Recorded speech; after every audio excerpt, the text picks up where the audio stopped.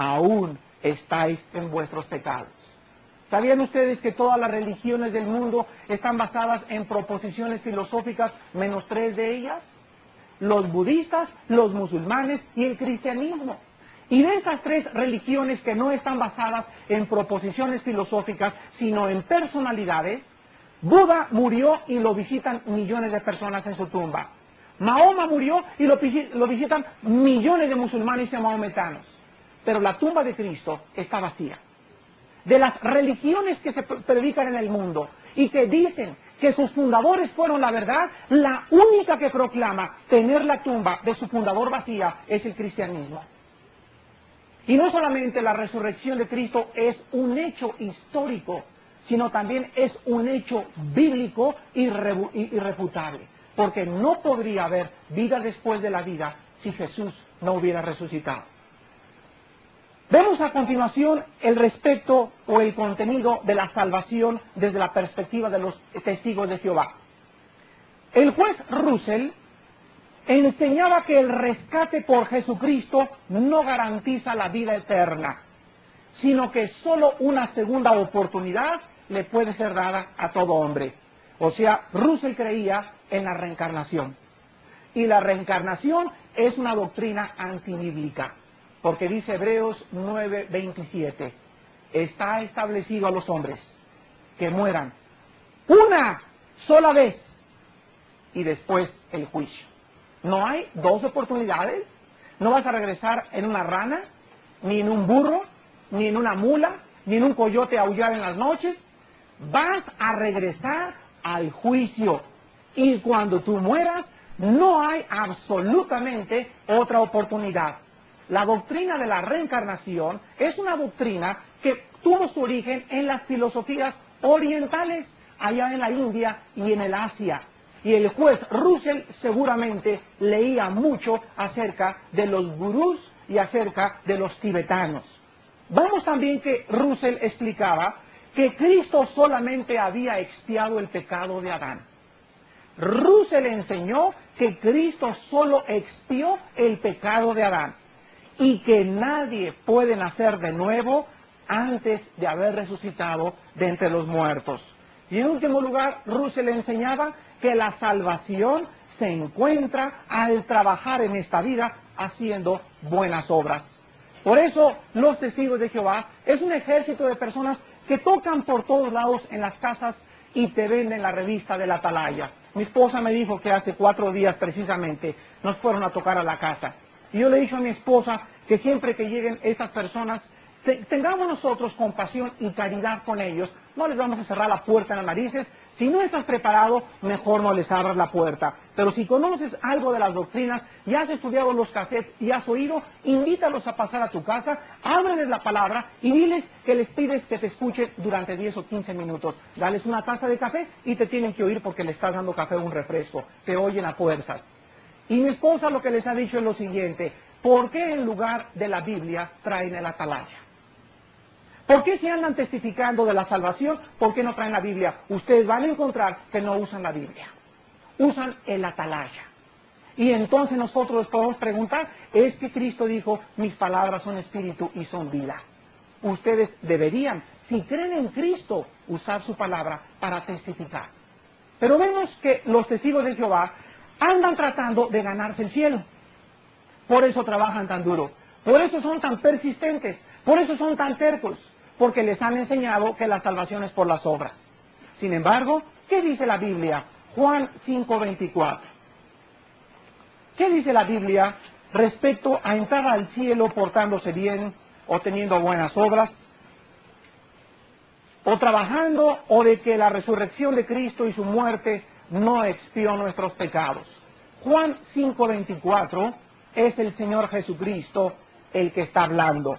Y dice así: de cierto les digo, escuchen esto, el que oye mi palabra y cree al que me envió, tiene vida eterna.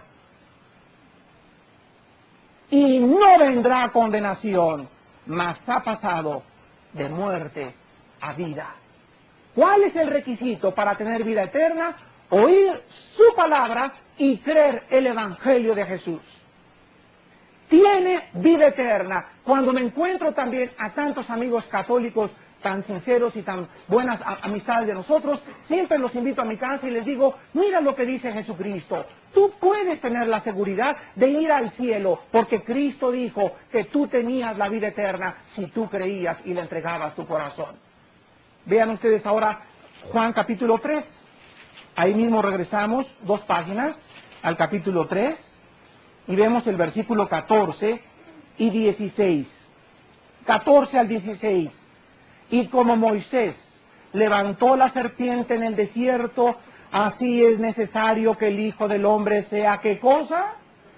¿De qué estaba hablando Jesús? De cuando Él muriera en la cruz del Calvario. Y escuchen lo que pasaría. Para que todo aquel, no Adán nada más, para que todo aquel que en Él cree, no se pierda, mas tenga vida eterna.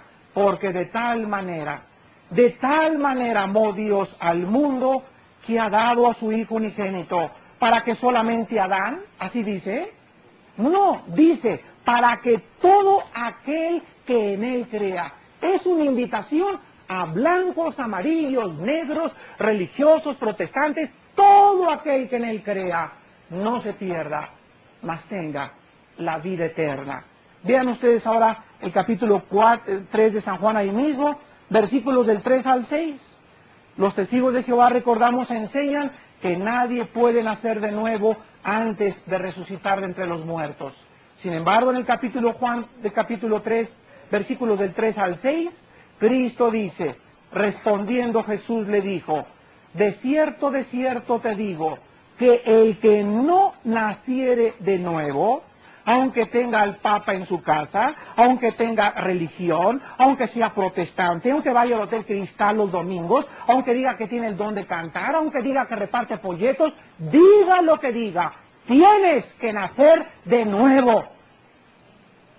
Y si no naces de nuevo, aunque seas católico y protestante y evangélico y te portes bien y te vayas de monja o de sacerdote, no entras al reino de Dios.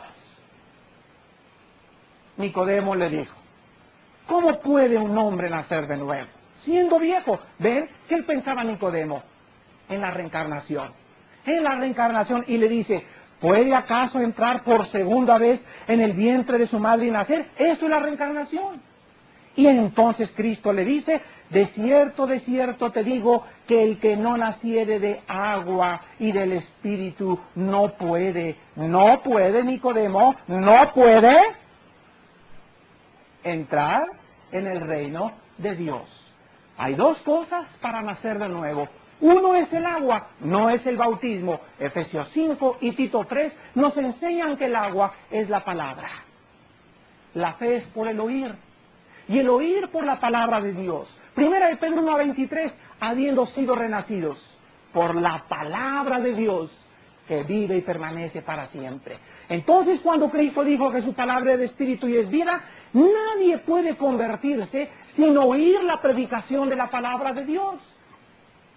Por eso cuando ustedes les testifiquen a la gente, no le digas Dios es lindo, Dios hizo esto, Dios hizo aquello. Es la palabra la que contiene el espíritu y la vida de Dios. Y una vez de que la palabra es aplicada, viene el segundo agente en el nuevo nacimiento, que es el Espíritu Santo. Jesús dijo entonces que los 2 agentes que producían el nuevo nacimiento eran el agua y la palabra. ¿Qué produjo mi nacimiento? Físico. 2 agentes, el esperma de mi padre y el óvulo de mi madre. Y cuando se juntaron vino la ovulación y produjeron un ser. ¿Qué produce la luz? 2 filamentos, positivo y negativo, que al cerrarse el circuito se produce la luz. ¿Qué produce el nuevo nacimiento? Hay 2 agentes, la palabra y el Espíritu Santo, y si los 2 no están presentes, no has nacido de nuevo. La señal más grande, siempre lo repetiré, de que una persona ha nacido de nuevo, es el hambre que tiene por leer las Escrituras. Decían como un niño recién nacido, dice 1 Pedro 2:2, la leche espiritual. Y si tú no tienes hambre de la palabra y no la lees durante la semana, quiero decirte algo, estás en peligro de muerte.